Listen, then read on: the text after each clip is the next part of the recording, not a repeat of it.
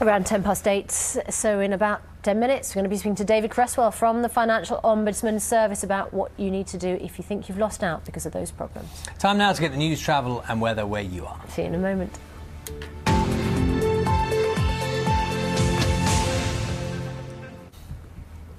Hello, this is Breakfast with Susanna Reid and Charlie State. In danger of going bust, the hospital trust with debts of £69 million. Fallout from the computer problems at RBS has affected the prison service. The Ministry of Justice has confirmed that a man spent the weekend in prison when court officials couldn't confirm his bail money had been paid because of the trouble at RBS. And a second defendant was released only when a judge made an allowance for the bank's issues. The Queen will arrive in Northern Ireland this morning as part of her Diamond Jubilee tour. She's expected to meet Sinn Féin's Martin McGuinness during the trip. Well, speaking for the first time about the meeting, the former IRA leader acknowledged the royal family had been badly hurt by the murder of Lord Mountbatten, the Queen's cousin. Mark Simpson reports.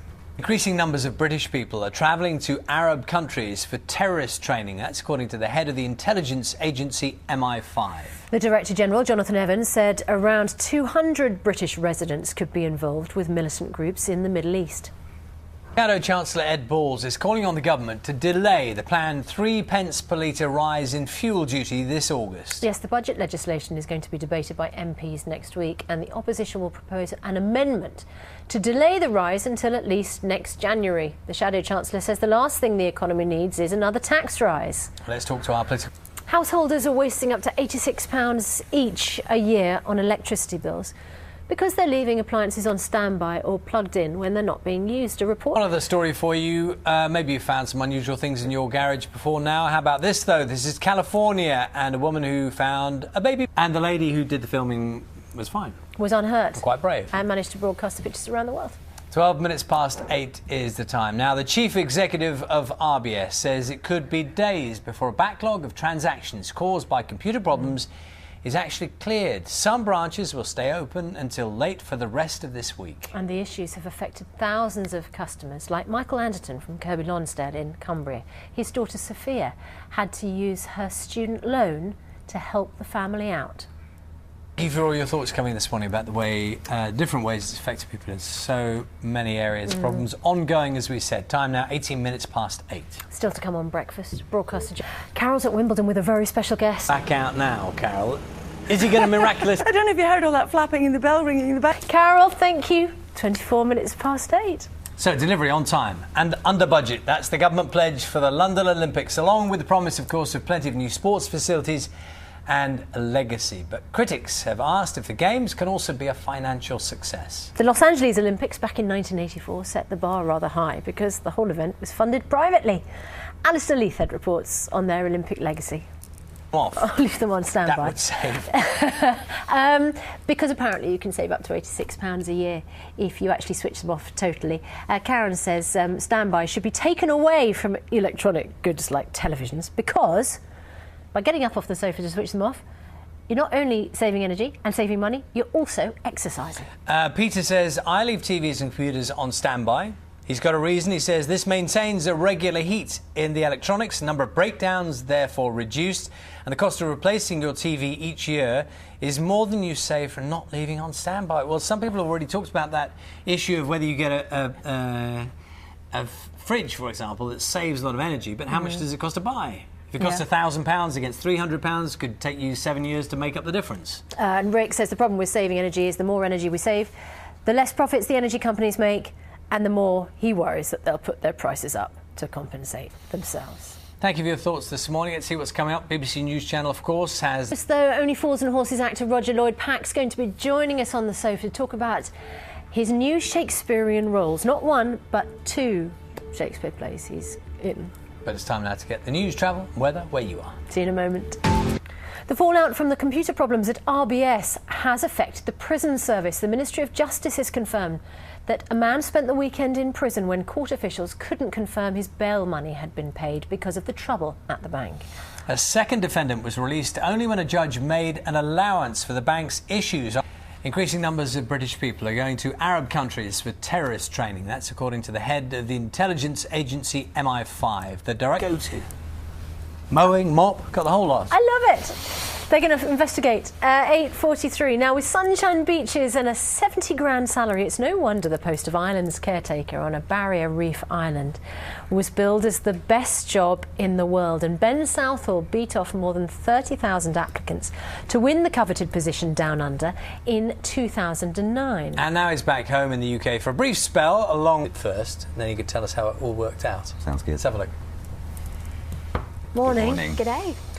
Let's just establish, it did sound like when you got the job, everyone thought, you are so lucky. You're going out to paradise and you're being paid for it, good salary. What was it really like? It was, for me, the best job in the world. It was probably one of the busiest positions. What was your actual task? I mean, obviously it was a kind of PR stunt, but you were an islands caretaker. And for those who don't know Australia, whereabouts? Queensland. It wasn't all paradise, you mean? It wasn't just pottering around delivering letters to people and paddling around in your canoe. There was a lot of work to do. There was a lot of work to do, but I'm not the sort of person... Fantastic. So the guy who wins the best job in the world becomes the best guy in the world for you to meet. It's beautiful, it's lovely. You're about to get married, but you didn't. I mean, you know, I cover your ears, Sophie, but you didn't go out there a single man, did you? Oh, all the time. Don't get your Cadbury's milk out of a vending machine. It's a dangerous sport. Lovely, fantastic, and so is the weather. Here's Carol. That's what I thought it was. When I first saw him doing that, I thought it was linked to titanium oxide, but I just didn't. It's Wimbledon. Love it. The mowers are out. What could be better? Going to talk about crime writing now. Peter James, one of our most successful crime writers, sold 11 million copies of his Roy Grace thrillers set on the south coast of England. His latest seaside crime is Not Dead Yet, and it tells the story of a Brighton-born rock star stalked by an obsessive fan. And Peter James is a very, very famous rock star. It's the woman in this case. Is it modelled on anyone in particular, or is it sort of a generic kind of figure? She's very much a kind of cross between Madonna and Lady Gaga. It's a paradox, isn't it? Just briefly, because we're almost mentioned, Not Dead Yet, Perfect People are available now. Thanks, Peter. Now, from presenting Panorama to reporting in the world's most dangerous places, Jeremy Vine's interviewing style is recognised by millions of television viewers and listeners, of course, to his Radio 2 show. Now he's taking a look back at some of the most memorable moments of his 25 years at the BBC in It's All News to Me, and we're going to talk to him in just a moment. First, shall we have a look at some of his highlights? Goodness me. Jeremy's here now. And phone, and there's a computer screen in front of you. You didn't know that this was a piece of tape that was going to appear. No, I didn't. Well, the editor had come in earlier and said he's been rude to a pensioner in Rochdale. That's all I was told. You get messages like this the whole time. What do you make of that? I thought, well, I'd better press on with the banks. He then gave me a piece of paper saying her name was Julie. You can film on BBC premises any time. I said, how long has that been a rule? He said, about 8 days. So never know, do you? You never know, and of course that moment turns out to be a bit like, isn't there? And I think so. I think it's difficult. I mean, if people go on the air, it's probably because they want other people to look at them. We can't really get around that, you know. And one of the themes of the book really is that presenters. Thanks very much, Jeremy. We're out of time, which is very lucky because you cleverly sidestepped Charlie's question about whether I was any good when I was working as your producer. Hearing in my ear, we've got to go. Roger Lloyd Pack's going to be. I'm not hearing that. In a few moments. First, let's get the news, travel and weather where you are. Stay with us.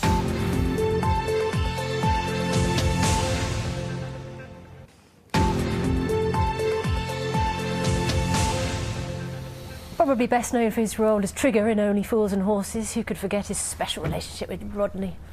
Now the actor Roger Lloyd Pack is returning to his roots, taking to the stage in Shakespeare's Richard III and in Twelfth Night as well. At the Globe Theatre at the same time, pretty much. Simultaneously, is that right? Pretty illustrious company in these productions you're in coming up now, aren't you? Yeah. Mark Rylance is leading this company, and he's playing Richard III, and he's playing Olivia in the 12th Night. Overlap, so there will be alternate nights when you're doing entirely different speeches. Yes, but that's okay, you see, once you've... Richard III, Shakespeare's Globe, because it starts on 14th of July. Thank you very much for coming in for us this morning. That's it from us. We're back tomorrow from 6. Have a good day. The food writer, Tom Parker Bowles. Yes. See you later. Bye-bye.